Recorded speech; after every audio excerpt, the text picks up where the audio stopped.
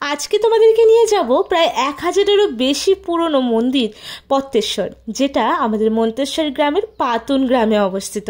সেখানে রয়েছে বিভিন্ন রকমের মূর্তি শিব ঠাকুরের, আর তার সাথে রয়েছে অসংখ্য শিবলিঙ্গ, আর তার সাথে রয়েছে ভক্ত এবং ভক্তদের ভিড়। চলো তোমাদের নিয়ে যাই সেখানেই।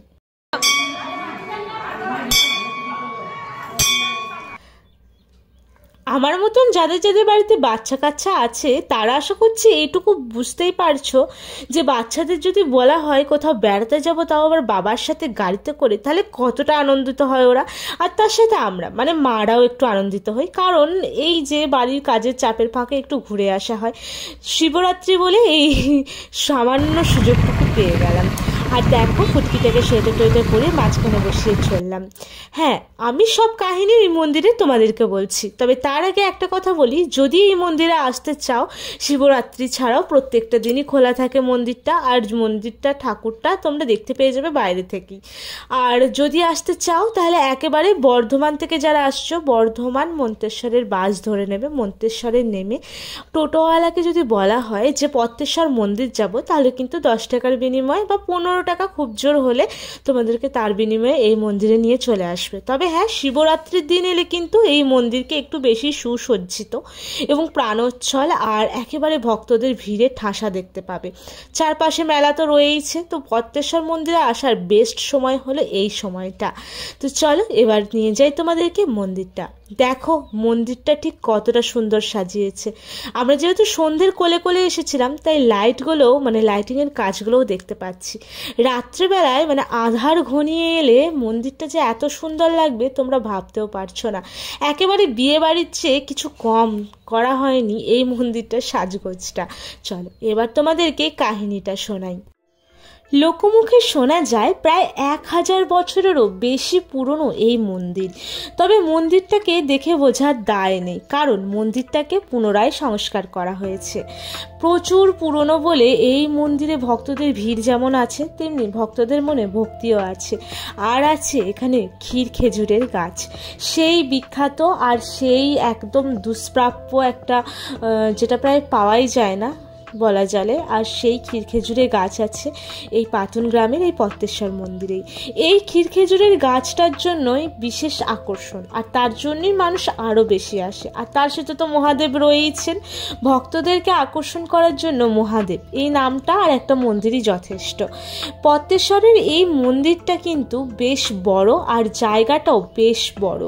যারা এখানে আসবেন তারা অবশ্যই বুঝতে পারবেন যে কতটা বড় এরিয়া জুড়ে এই মন্দিরটা। মোটামুটি বিকেলবেলায় যদি কেউ সময় কাটাতে যায়, এই জায়গাটা কিন্তু তার জন্য সেরা।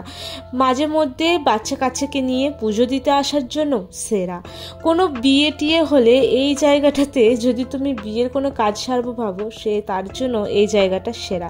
তবে হ্যাঁ, আমি জানি না যে এই জায়গায় বিয়ে দেওয়া হয় কিনা, তবে বিয়ের কাজ বলতে ওই যে বিয়ে জাতীয় পুজো অর্চনা করা যা থাকে সেই সব কাজের জন্য বললাম। এই হলো সেই গাছ। এই গাছটা কিন্তু বহু বছরের পুরনো গাছ, আর এই গাছটাকে মাঝখানে রেখেই কিন্তু মন্দিরটা তৈরি করা হয়েছে। আর তার মধ্যেই রয়েছেন বাবা পত্তেশ্বর। এখানে শুধু মহাদেবের ওই একটি রূপ নয়, অসংখ্য রূপ। আর মন্দিরের মধ্যে দেখো কি সুন্দর করে বিভিন্ন জায়গায় মহাদেবের রূপগুলো তুলে ধরা হয়েছে, এবং মহাদেবের নামগুলো কত সুন্দরভাবে এখানে ফুটিয়ে দিয়েছে। অবশ্যই আমরা এখান থেকে 12টা জ্যোতির্লিঙ্গের এক নাম এবং দর্শন করে নিতে পারবো। তারপরে তোমাদের নিয়ে যাই চলো মন্দিরটার আরও কিছু কারুকার্য দেখানোর জন্য। মন্দিরটার এই যে পুকুরটা দেখছো, এই পুকুরটার সম্বন্ধে তোমাদেরকে বলি। এই পুকুরটা কিন্তু অনেক বছরের পুরনো। পুকুরটা থেকে এই যে ঘরের ভেতরে যে যে শিব মন্দিরগুলো দেখছো, এই সমস্ত শিব মন্দিরগুলোই কিন্তু মানে বলতে ভুল হলো, শিবলিঙ্গগুলো দেখছো, এই সব শিবলিঙ্গগুলোই কিন্তু এই পুকুরটা থেকে উঠেছে।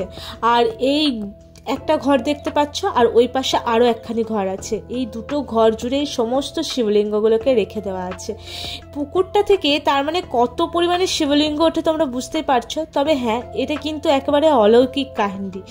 যে অলৌকিক কাহিনী বা কাণ্ড একমাত্র পত্তেশ্বর মন্দিরেই আমি দেখতে পেয়েছি। মানে এত শিবলিঙ্গ আমি সত্যি এসে দেখে অবাক হয়ে গেছি। আর সামনে ওই একটা মন্দির রয়েছে ছোটপাড়া, ওইখানেও আরও প্রচুর শিবলিঙ্গ রয়েছে। আর দেখো মন্দিরের দেয়ালের গায়ে এত সুন্দর করে এই যে ছবিগুলো খোদাই করেছে, মানে ছবিগুলো এঁকেছে শিব ঠাকুরের, এত সুন্দর সুন্দর ছবিগুলো রয়েছে, খুব ভালো লাগছে চারপাশটা দেখে। আর এই যে শিবলিঙ্গগুলো দেখো, এগুলোও রয়েছে শিবলিঙ্গ, যেগুলো সব কিন্তু ওই পুকুর থেকেই উঠেছে। মানে তোমরা বিশ্বাস করতে পারবে না, এখানে এলে দেখলে তবেই বিশ্বাস করতে পারবে। আর এই মন্দিরেই কিন্তু চারপাশটা জুড়ে কালকে, মানে আমি যেদিন ভিডিও পোস্ট করব সেদিন তো অনেকটা দেরি হয়ে যাবে, তবে শিবরাত্রির পরের দিনকে মন্দির চত্বর জুড়ে বিশাল বড় অন্নকূটের ব্যবস্থা করা হয়। মানে পুরো মোটামুটি সকাল 11:30 থেকে মহোৎসব খাওয়াতে শুরু করে দেয়, মৎসব যেটাকে বলে। এই অন্নকূটে থাকে খিচুড়ি, তরকারি, বোঁদে, পায়েস, এই সব থাকে।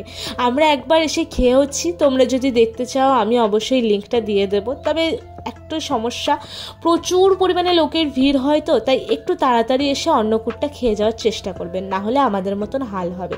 আর আমাদের যে কি হাল হয়েছিল সেটা আপনারা ভিডিওটা দেখলেই বুঝতে পারবেন, আমি ডেসক্রিপশন বক্সে লিঙ্ক দিয়ে দিচ্ছি, দেখে নেবেন। আর এই যে আমি ভিডিও করতে ব্যস্ত, এত মহাদেব দেখে সত্যিই নিজেকে আর ঠিক রাখতে পারিনি।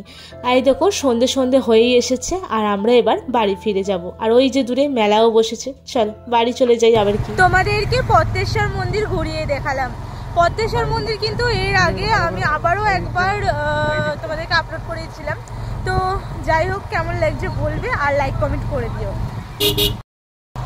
কালকে মানে শিবরাত্রির পরের দিনকে পদ্মেশ্বর মন্দিরে বিশাল বড় মৎসব হয়। আর আগের বছরে সে মৎসবের দিনে গিয়ে যে কী অবস্থা হয়েছিল তা যদি জানতে চাও বা আবার যদি ইচ্ছা হয় দেখতে, তো ডিসক্রিপশন বক্সে লিঙ্ক দিয়ে দিচ্ছি, তোমরা ওকে দেখে নেবে। একেবারেই নাজেহাল অবস্থা হয়ে গিয়েছিল, মৎসব খেতে গিয়ে পুরো না খেয়ে বাড়ি আসতে হয়েছিল।